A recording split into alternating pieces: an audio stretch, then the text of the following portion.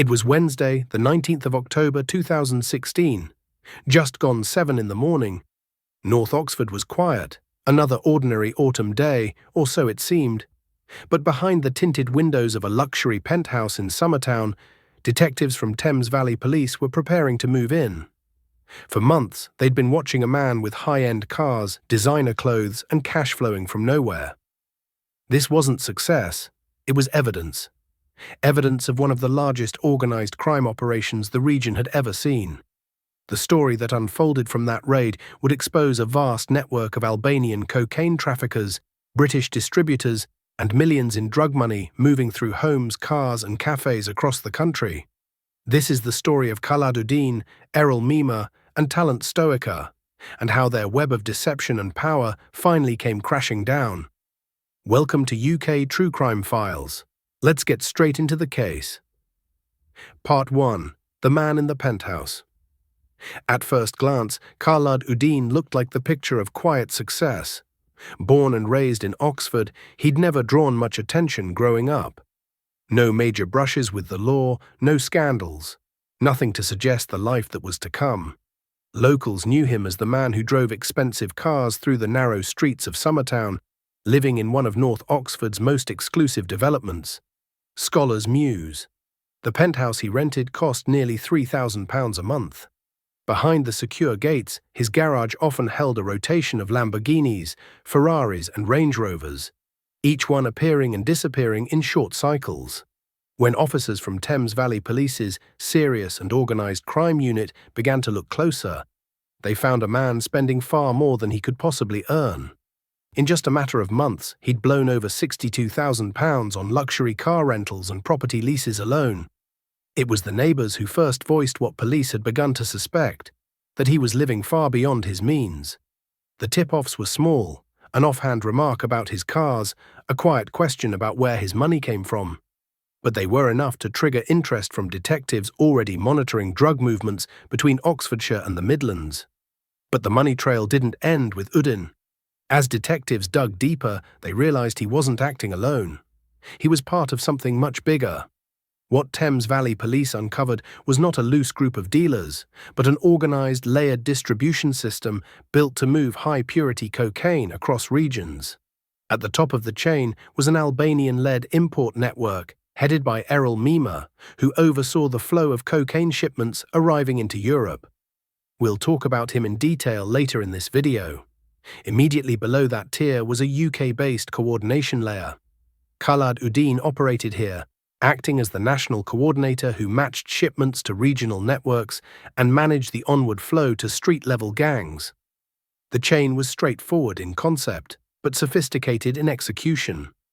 Cocaine shipments moved from Albania, or via Albanian-controlled routes in Europe, into the UK's internal markets via London and onward distribution networks. Couriers brought kilogram blocks to a set of trusted intermediaries who used Oxford as a staging post before consignments were relayed to the West Midlands, the South West, and local Oxfordshire dealers. Oxford's location, between London and Birmingham and linked by key motorways, made it the perfect hub for moving drugs across the country. The gang relied on a mixture of low-tech concealment and higher-end counter-surveillance. Vehicles were adapted with hidden compartments to carry drugs and cash, allowing couriers to crisscross county lines with less risk of detection. The organisation used multiple burner phones and a catalogue of anti-surveillance equipment to frustrate conventional policing techniques. Investigators later found around 40 mobile phones across linked addresses, an indicator of compartmentalised communications rather than casual use. In essence, it ran like a well-oiled business, and one of its biggest clients was waiting in the Black Country. The Black Country Crew. Among Uddin's network of regional distributors, one of the most organised and profitable operated from the Black Country. A 5-man crew based in Kingswinford, their operation was small in number but large in reach, responsible for flooding vast areas of the West Midlands with high-purity cocaine. At the top of this group was Craig Davies, then 29, a well-connected local dealer already known for his involvement in high-level drug supply. He had previous convictions for Class A trafficking and now acted as the central link between Uddin's Oxford operation and the Midlands street market. Davies managed finances, distribution routes, and client contacts, treating his trade like a tightly run business. Alongside him was David Stokes, a 31-year-old electrician and father of two from Kidderminster. Stokes functioned as Davies's right-hand man, coordinating storage, arranging transport, and overseeing deliveries. Even after arrests began within their circle, Stokes and Davies continued to push forward with shipments, determined to keep the cash flowing. Supporting them was James Bishop, 33, another electrician from Stourbridge, who served as a trusted courier.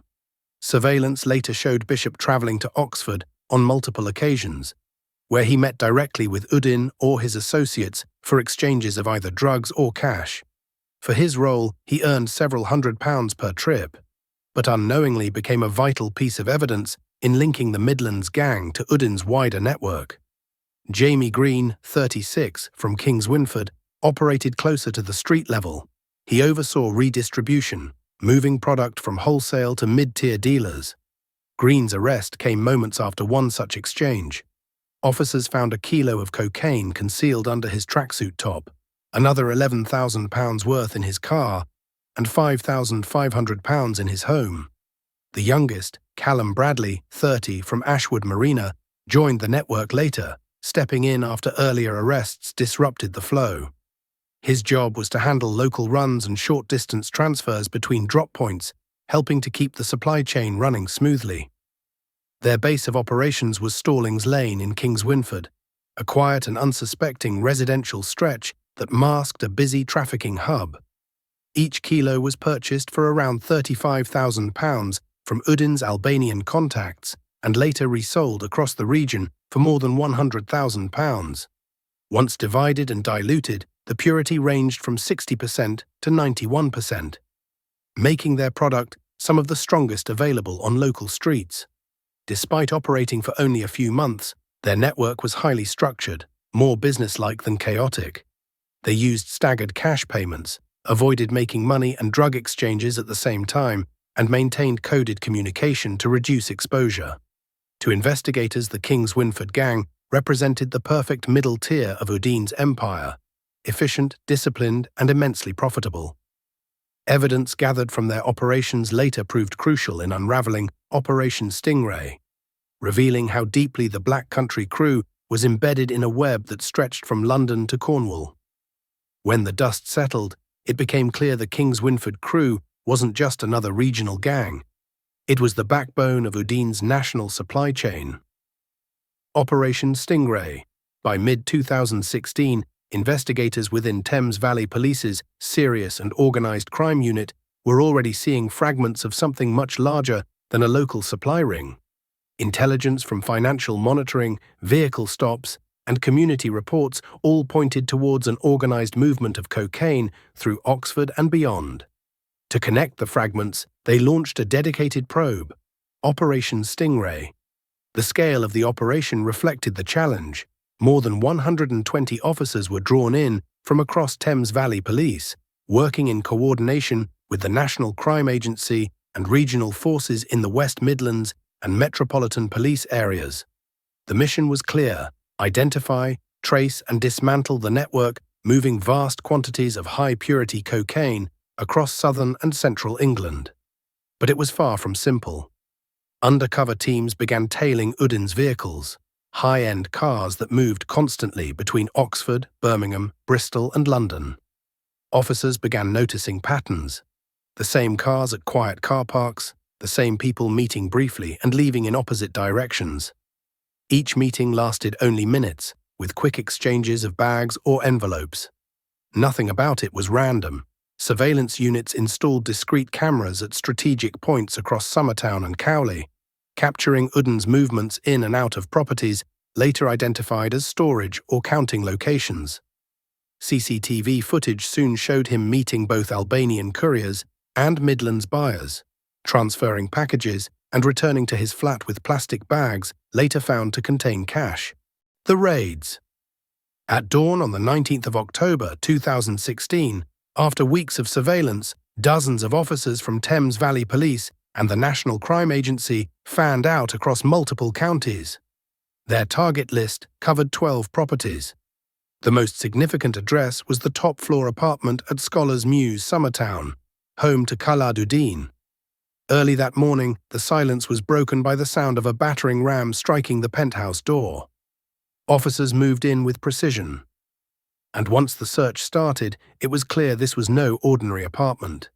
Behind wardrobes and inside sealed cupboards, investigators uncovered bundles of cash hidden within false panels and box storage compartments. When counted, the total reached £460,000. It was just the start. They found a bulletproof vest, anti-surveillance equipment, and dozens of designer items, including 70 pairs of jeans, each priced between £500 and £700, still with tags attached. Expensive watches and jewellery were scattered among them, clear signs of wealth with no lawful origin. A 10-ton hydraulic press, capable of processing and repackaging kilogram blocks into saleable weights, was seized from one address. Forensic examination confirmed it had been used to prepare cocaine for distribution. The same morning, simultaneous searches across Oxfordshire and the West Midlands yielded another £90,000 in cash, bringing the total to £560,000, the largest single cash seizure in Thames Valley Police history at that time. The sheer scale of the money convinced detectives they had reached the network's financial core. Forensic teams moved in to catalogue and trace everything. Fibers, DNA, and microscopic residues from the bundles of cash were analysed. The results were decisive. Links were found between the seized currency and vehicles used by known couriers connected to the operation. The evidence bridged the gap between Uddin's lifestyle and the broader trafficking network he coordinated. Over 10 kilograms of high-purity cocaine was seized as part of the wider probe, and subsequent financial investigations estimated the group's benefit in the region of millions of pounds, figures that aligned with recovered cash and the lifestyle evidence gathered at the properties.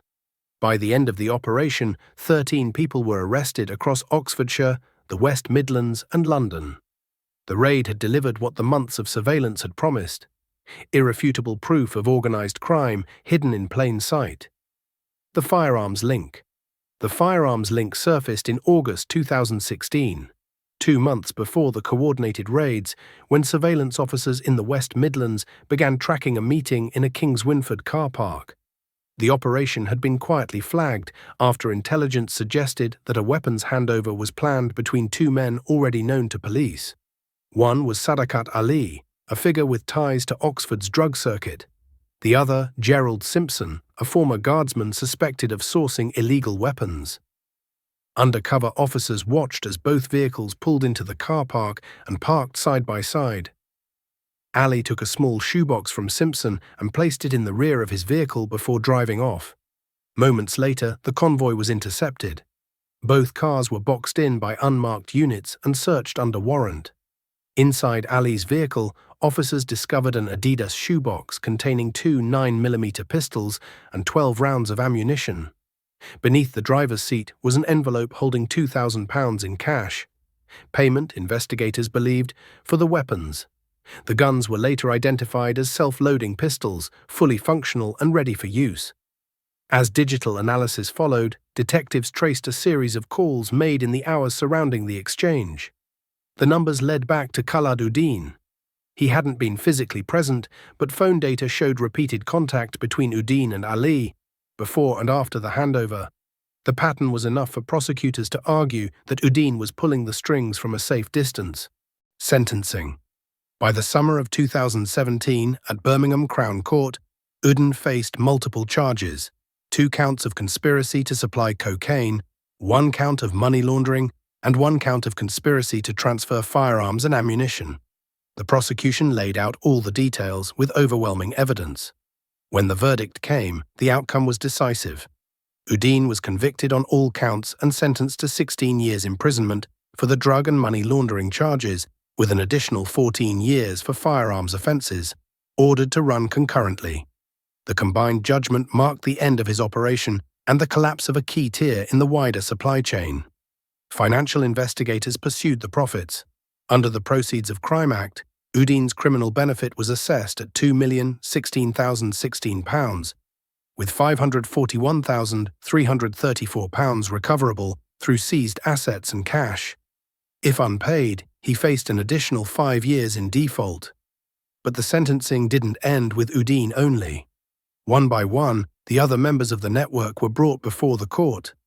A full chain of distributors stretching from Oxford to the Black Country and beyond. Craig Davies, 30, of Murdoch Drive, was jailed for 15 years and 6 months, while David Stokes, 31, of Tennyson Way, received 14 years and 6 months for his part in the conspiracy. Jamie Green, 35, of Water Street, was handed 9 years and 4 months, and James Bishop, 33, of Vicarage Road, Stourbridge, was sentenced to 8 years. Callum Bradley, 31, from Ashwood Marina, was given 3 years and 8 months. Steve Hutchison, 27, of Bracknell, was sentenced to 9 years and 6 months, and Yai, 39, from Edgware in London, received a 10-year jail term. Elsid Kopani, 28, was jailed for 9 years, while Amil Kami, 32, was given 7 years. Emery Casso, 35, from Stratham, was handed 4 years and 6 months, the same sentence received by Araldo Kami, 23. Finally, Louis Idge, 30, of Cornwall, was sentenced to 3 years and 4 months in prison. Together, the gang received a combined total of more than 150 years in prison. Part 8. Errol Mima, the importer. As Uddin's distributors faced trial, the investigation was already reaching higher levels. The same intelligence that exposed his network now pointed to the man supplying it, the figure at the very top of the chain. At the top of the chain sat Errol Mima, an Albanian national who had lived quietly in Oxford and Beaconsfield. Mima's position was confirmed through months of covert monitoring. Cell site analysis placed him in constant contact with Uddin and Elsid Kopani, another Albanian operative who handled regional logistics. The footage presented later in court would become one of the clearest pieces of evidence linking the Albanian and British arms of the organization. From June to December 2016, Mima's network functioned like a business. At its core was a corporate-style hierarchy: communication handlers, trusted couriers, and regional agents operating under tight control. Mima's operation didn't just import drugs, it managed an entire wholesale economy of cocaine, supplying groups in Birmingham, the Black Country, and as far west as Bristol. His lieutenants, including Khalad Uddin, Elsid Kopani, and money launderer Michael Palmer, kept the system moving with precision. During Mima's 2-month hearing at Oxford Crown Court in 2018, jurors watched hours of surveillance footage, the meetings, the coded phone calls. The evidence left little room for doubt. The verdict found Mima guilty on 2 counts of conspiracy to supply Class A drugs, and he was sentenced to 25 years in prison, one of the longest terms handed down for such offences in the region. The financial side of the case told a different story. Although police proved the network had laundered millions, the Crown Prosecution Service only moved to seize £14,380, an amount Judge Ross described as risible. The court ruled that Mima had benefited by £71,680, but only that small sum could be recovered. If he failed to pay, he would serve an extra 3 years and 6 months, a light penalty compared to the scale of his profits. Years later, the case resurfaced for another reason. In 2023, Mima was among dozens of Albanian offenders transferred back to serve their sentences under a UK-Albania prisoner return agreement. Under Albanian penal rules, his 25-year British sentence was reduced to roughly 15 years, aligning with their domestic maximum for narcotics offences. Local media in Tirana called him the Lord of Cocaine, Talent Stoica, the cafe kingpin. Even with Uddin and Mima jailed, another Albanian network was already rising, this time behind a London cafe. Talent Stoica appeared to be a devoted family man, a father of 4 who had built a quiet life in the UK. On Leia Bridge Road in Walthamstow, he ran the Milano Café, a modest spot where locals dropped in for coffee and pastries. To anyone passing by, it looked ordinary, just another Albanian-run cafe in East London. But to detectives, it would soon reveal itself as the centre of something far more serious. Before arriving in Britain, Stoica already had a history with European law enforcement. Court records from Italy showed he was accused of smuggling heroin between the Netherlands and Italy from December 2015 to February 2016. When that investigation tightened, he vanished, resurfacing quietly in the UK under a false name, where he opened the cafe as a front. Behind the counter, the real business ran with precision. The Milano cafe was more than a coffee shop. Couriers came and went, cash was exchanged, and Stoica sent out instructions using encrypted phones. Surveillance later confirmed that Stoica used the back office to direct multi-kilogram cocaine shipments, moving money through trusted Albanian channels. Bank records told another story. His account showed deposits far beyond what a small cafe could generate, and his phone linked repeatedly to known figures in organized crime. To the public, the cafe was a harmless local spot, but in reality it was a cover, the front door to one of London's most discreet Albanian trafficking networks, Encrochat, the breakthrough.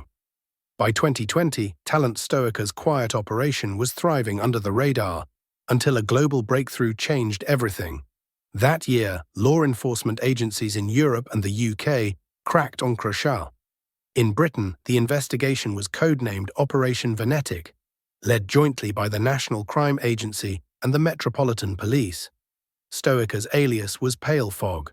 For months, he had used it to arrange shipments, track payments, and give precise delivery instructions, all under the belief the system was unbreakable.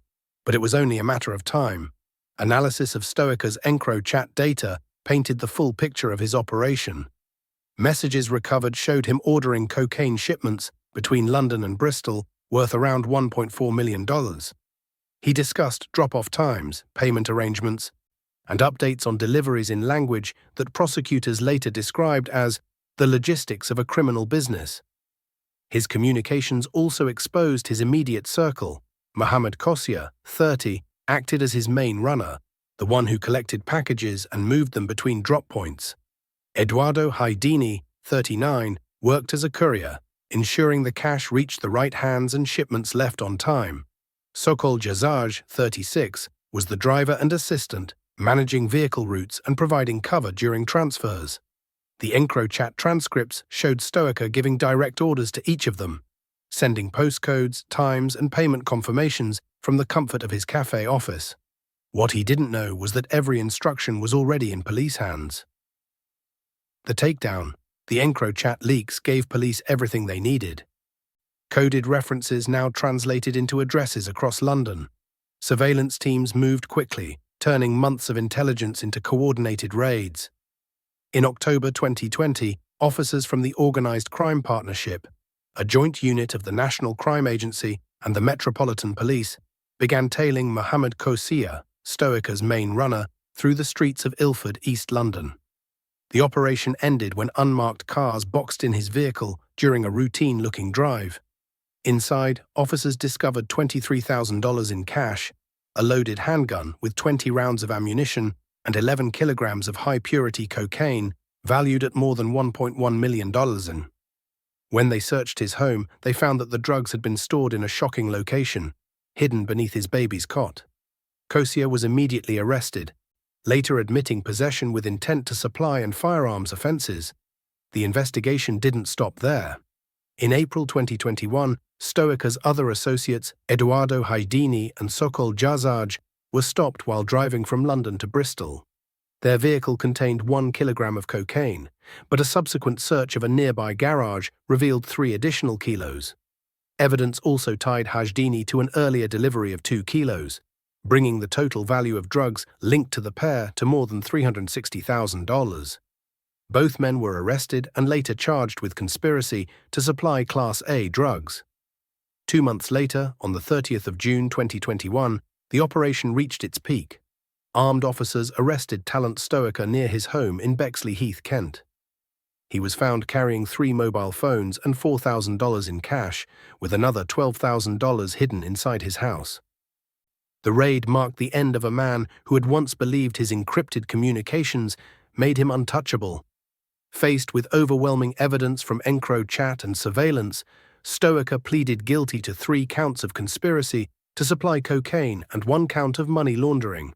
His arrest was described by the organised crime partnership as a major blow to Albanian-led drug trafficking in the capital. Final sentencing. In February 2022, the final chapter of the investigation played out inside Woolwich Crown Court. Stoica stood before the judge, charged with 3 counts of conspiracy to supply cocaine and 1 count of money laundering. The evidence was overwhelming. The court also heard how Stoica had an outstanding Italian extradition warrant. That background confirmed to prosecutors that Stoica's British operation wasn't an isolated scheme. It was part of a wider European trafficking network. After sentencing, officials from the organised crime partnership said the case showed how targeting those higher up the supply chain has a significant local impact. Talent Stoica was sentenced to 10 years in prison, marking the end of his operation. Alongside him, Muhammad Kosia received the same term, 10 years behind bars. Eduardo Hajdini was sentenced to 3 years imprisonment, while Sokol Jazaj was handed a 5-year sentence for his role in the conspiracy. Closing. What do you think about these cases and the sentences? Let us know your thoughts in the comments below. We'd love to hear your take. And if you found this breakdown informative, make sure to like the video. Subscribe to UK True Crime Files and turn on notifications so you don't miss the next episode. Thanks for watching. Stay safe.